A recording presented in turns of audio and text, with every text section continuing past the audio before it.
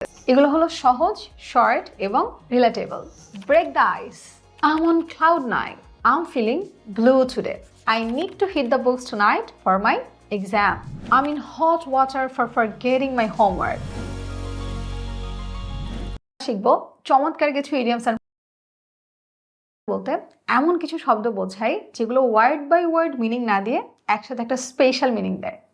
Spoken ইংলিশে যখন আমরা কোনো ইডিয়ামস বা বাগধারা ব্যবহার করি, সেটা আমাদের ইংলিশকে আরও ন্যাচারাল করে, আমাদের কমিউনিকেশন আরও সহজ করে দেয় এবং আমাদের ইংলিশ সেন্টেন্সগুলো আরও অনেক বেশি স্মার্ট আর ইমপ্রেসিভ শোনায়। আমাদের রেগুলার কনভারসেশনে আমরা কিন্তু বেশ কিছু ইডিয়ামস ব্যবহার করতে পারি। ফর এক্সাম্পল, ফ্রেন্ডের সঙ্গে ক্যাজুয়াল চ্যাট অথবা ক্লাস ডিসকাশন অথবা তোমার জাস্ট নর্মাল এভরিডে কনভারসেশনে। এগুলো হলো সহজ, শর্ট এবং রিলেটেবল।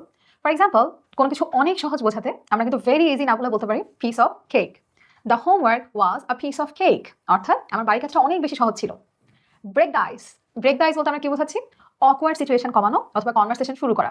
সো সেই ক্ষেত্রে আমরা সুন্দরভাবে বলতে পারি, I told a joke to break the ice with my new classmates. যখন আমি আমার নতুন সহপাঠীর সঙ্গে পরিচিত হলাম, তখন হচ্ছে আমাদের মধ্যে যে অকওয়ার্ড বা একটা শাইনেস কাজ করছিল, সেটা কমানোর জন্য বা দূর করার জন্য আমি কি করলাম? একটা জোক ক্র্যাক করলাম।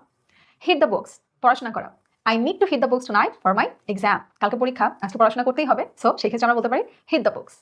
আবার ইমোশন এক্সপ্রেস করার ক্ষেত্রেও কিন্তু আমরা চমৎকার কিছু ইডিয়ামস ব্যবহার করতে পারি। ধরো যখন নর্মালি বলছি তখন একটু বোরিং শোনা যায়, বাট যখন আমি ইডিয়ামসগুলো ব্যবহার করে বলছি, আমার এই বোরিং সেন্টেন্সগুলো কিন্তু অনেক এক্সাইটিং হয়ে যায়। ফর এক্সাম্পল, আমি বলতে চাই আমি অনেক খুশি, I am very happy. So আমি আই এম ভেরি হ্যাপি না বলে কিন্তু বলতে পারি on cloud nine, I am on cloud nine, অর্থাৎ আমি খুবই খুশি। আবার আজকে আমার মন খারাপ, সেই ক্ষেত্রে আমি আই এম ভেরি স্যাড না বলে বলতে পারি I am feeling blue today. একই কথা, অর্থাৎ আজ আমার খুব মন খারাপ অথবা আমি আজ বিষণ্ণ বোধ করছি। আমি কোনো ঝামেলায় আছি বা অনেক সমস্যায় আছি, সেই ক্ষেত্রে কিন্তু আমি বলতে পারি in hot water, I mean hot water for forgetting my homework. আমার হোমওয়ার্ক ভুলে গেছি, আজকে আমার খবর আছে, আমি খুব ঝামেলায় আছি, সেক্ষেত্রে কিন্তু আমি ইন হট ওয়াটার ব্যবহার করতে পারি। সাধারণত কোনো অ্যাডভাইস বা ওয়ার্নিং দিতে গেলে যখন আমরা ইডিয়ামস ব্যবহার করি, তখন আমাদের সেন্টেন্সগুলো কিন্তু আরও অনেক পলিশ অ্যান্ড স্মার্ট শোনায়। For example, better safe than sorry, অর্থাৎ সাবধানে থাকা ভালো। বাইরে বৃষ্টি হতে পারে, take an umbrella, better safe than sorry. আবার কোনো কিছু নিয়ে আমি চাচ্ছি তুমি একটু ভালো করে চিন্তা করো, থিঙ্ক টুয়াইস, অর্থাৎ ভালো করে ভাবা। Think twice before boring the money, অর্থাৎ টাকা ধার নেওয়ার আগে ভালো মতো ভেবে দেখো। আমাদের স্পোকেন ইংলিশে রেগুলার কনভারসেশনে আমরা আমাদের ইংলিশ আরও স্মার্ট শোনানোর জন্য বা ন্যাচারাল শোনানোর জন্য ইডিয়ামসগুলো তো ব্যবহার করছি।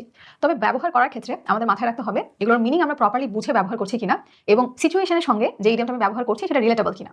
ওভার ইউজ না করে সাটল ইউজ করে আমি জিনিসটাকে ন্যাচারাল রাখছি কিনা সেটাও খেয়াল রাখা অনেক বেশি ইম্পর্টেন্ট। সো এখন আমরা জানি কিছু পপুলার ইডিয়ামস অ্যান্ড ফ্রেজেস যা স্পোকেন ইংলিশকে ফান, লাইভলি অ্যান্ড ইমপ্রেসিভ করতে পারে। So we have to try this in our daily conversation with our friends, teachers and family. সবার সঙ্গে দেখা হবে ইনশাআল্লাহ নেক্সট লেসনে। আল্লাহ হাফেজ।